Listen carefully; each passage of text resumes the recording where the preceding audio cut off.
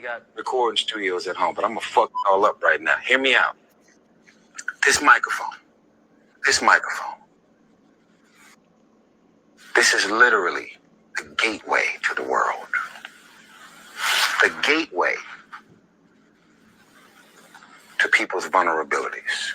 People have decided I was gonna kill myself. But that song, that gospel song, that R&B song, that inspirational song stopped me from making the decision that I was going to make. I was going to break up with my girl until I heard that song. I was going to file for divorce until I heard that song.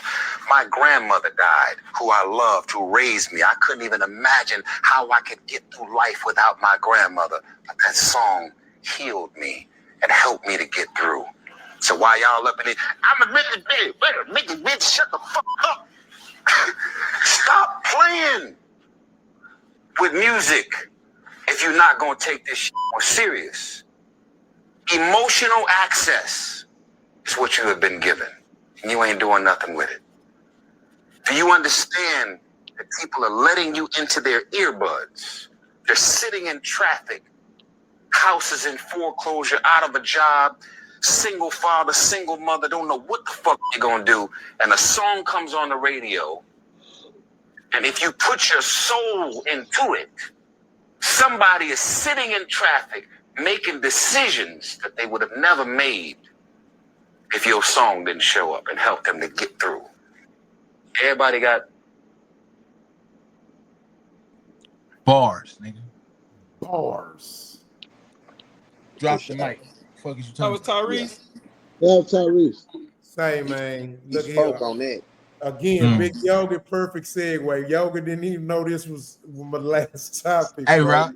Hey, Rock, listen. If you ain't know it, I'm that nigga. So, stay calm and fuck with a fat boy. So, you know, man, when I saw that, man, when I saw that, it hit me, you know, especially being an artist. And I thought about, you know, the responsibility that artists have.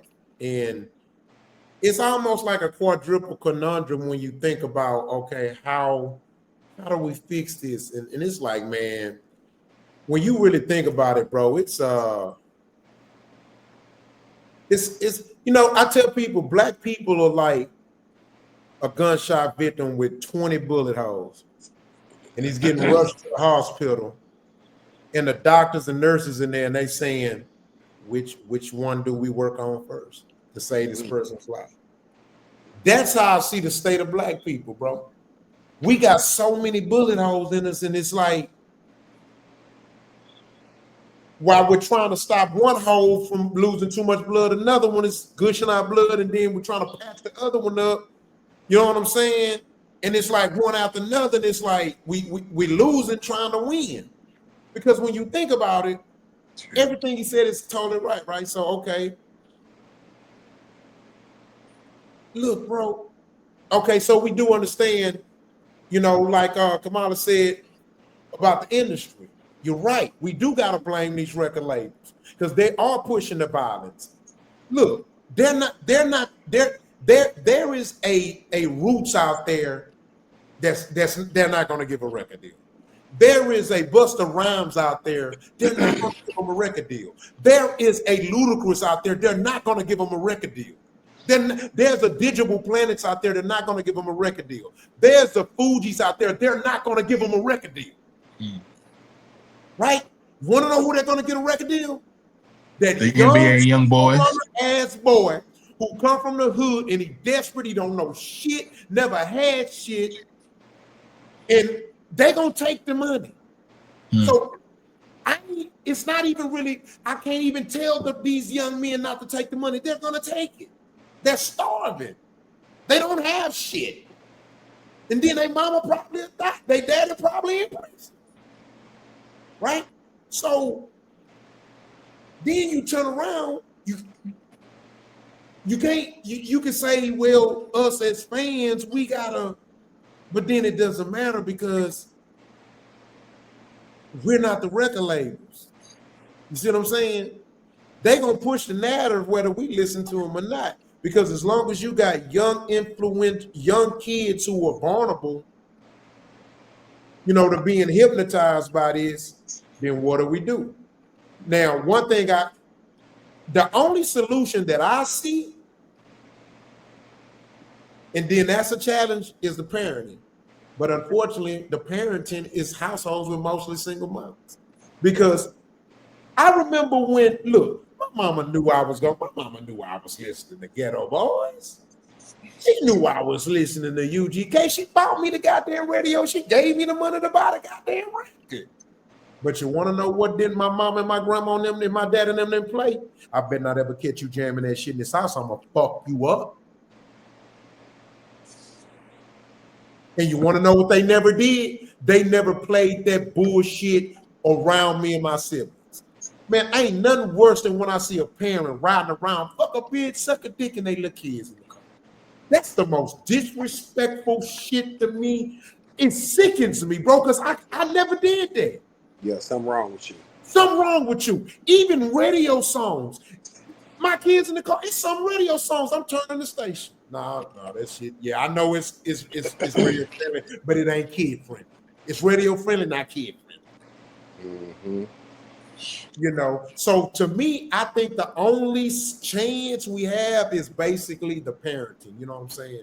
And then, like I said, but when 80% of us is born in single mama households, that's going to be a challenge too. But what's y'all thoughts on?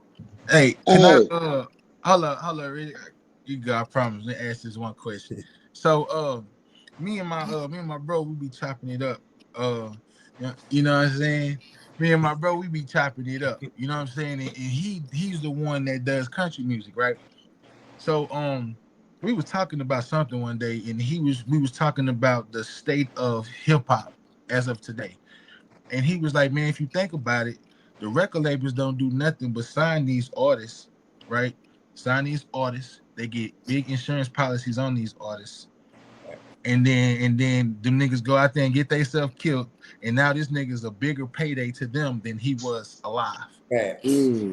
That's facts. That's true. When he said that shit, nigga, I dropped the mic. I pulled out. Get out of my car, man. I gotta go. I'm done. Yeah. now here's the thing though.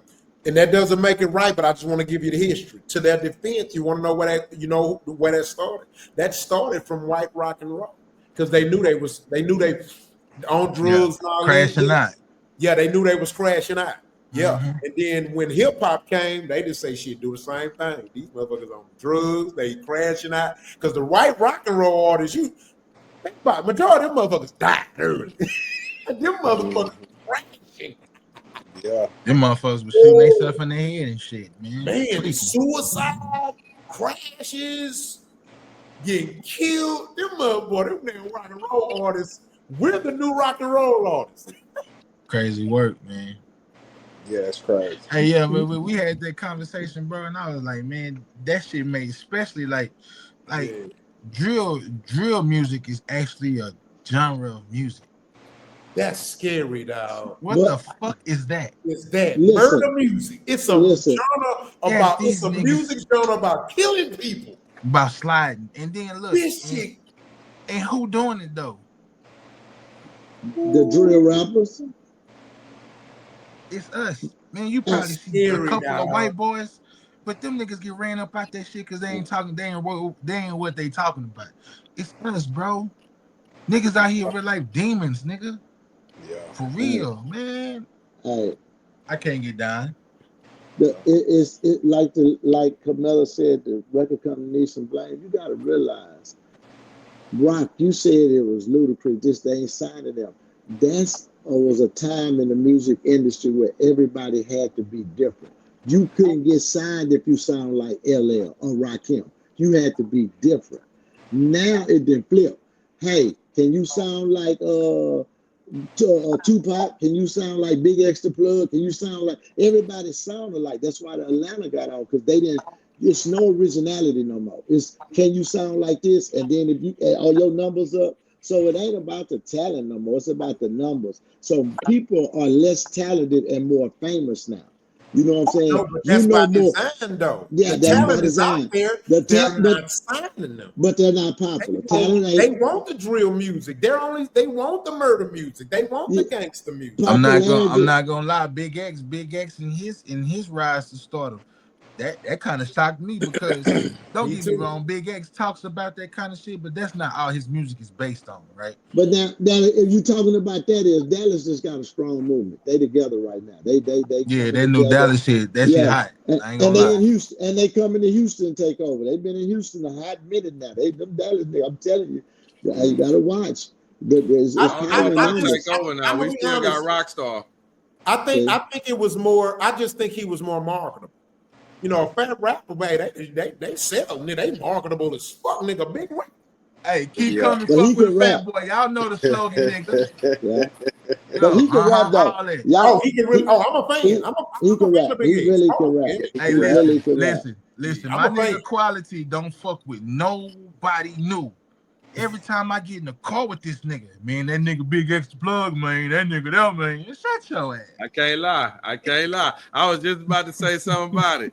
Over the weekend, he was here, and I literally like, hey man, hey, I need to hear that. Let me hear that, boy. Yeah, I like what I'm hearing from him. I like the things. I like the sound. I like the fact, the clarity of his words and what he's saying. Still got a little swag to him and all that. So I was like, yeah. Let me hear what Big Dog talking about. Big X be jamming. He be jamming. Yeah, he be jamming. Yeah, I played that. I put on that Take Care for him. Yeah, that be crazy. Yeah. He was pointing out. At that point, we just let it play.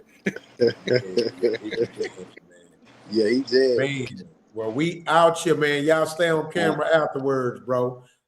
Make sure y'all like and subscribe. Tune in. I'll be doing some editing, some clips. Appreciate y'all. You feel me? And we out. Yeah.